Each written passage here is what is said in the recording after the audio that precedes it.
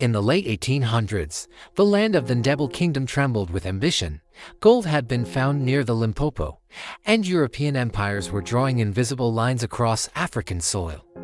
Lobengula Kumalo, son of the great warrior Mzilikazi, ruled a vast and powerful land from his capital, Bulawayo.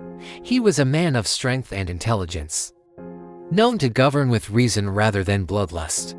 But beyond his borders, a man named Cecil John Rhodes was plotting something far greater than trade. He sought to turn Lobengula's land into a British colony under the flag of his company, the British South Africa Company. In 1888, emissaries of Rhodes arrived at Lobengula's royal court. They came not as conquerors but as friends, carrying gifts, promises, and a document written in English that the king could not read. At their head was Charles Rudd, an agent of Rhodes. Accompanied by Francis Thompson and Rochfort Maguire, they told Lobengula they wanted permission to mine for gold, just mining, nothing more. They would pay him a yearly allowance, supply him with rifles and ammunition, and help protect his kingdom from rivals. Their voices were soft, persuasive, and their smiles disarming. The king hesitated.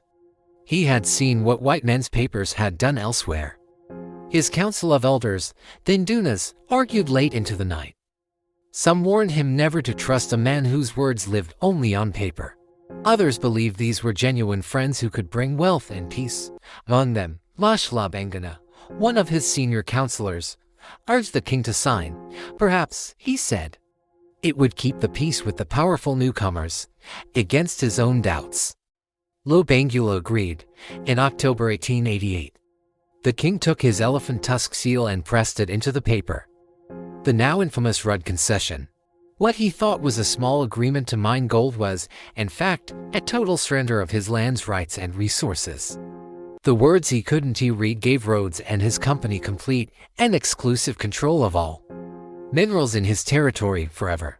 Within months, Rhodes presented the paper in London and secured a royal charter from Queen Victoria in 1889, allowing him to occupy and rule Lobengula's lands as his company's property. By the time the king realized the deceit, it was too late. He wrote a desperate letter to Queen Victoria, dictated to missionary John Smith Moffat, pleading that the paper had been twisted and that he had been deceived. I do not understand the paper I have signed, he said. I ask the great white queen to hear me before my people are destroyed. The letter never reached her hands. It was intercepted by Rhodes's men. The betrayal was complete. By 1891, white settlers and company troops were pouring into Matabeleland and Mashonaland, building forts, digging for gold, claiming farms. When Lobengula protested, Rhodes branded him a threat to British order. In 1893, war began. The First Matabele War. Rhodes's forces marched with Maxim guns, new rapid-fire weapons that cut through ranks of Ndebele warriors armed with spears and courage. The fields of Bulawayo ran red. Thousands fell. The city burned. Lobengula fled north, trying to lead his remaining people to safety near the Zambezi River.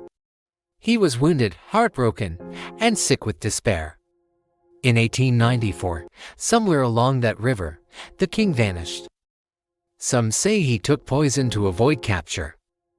Others say he died of illness and was buried secretly by his last loyal followers. His grave has never been found.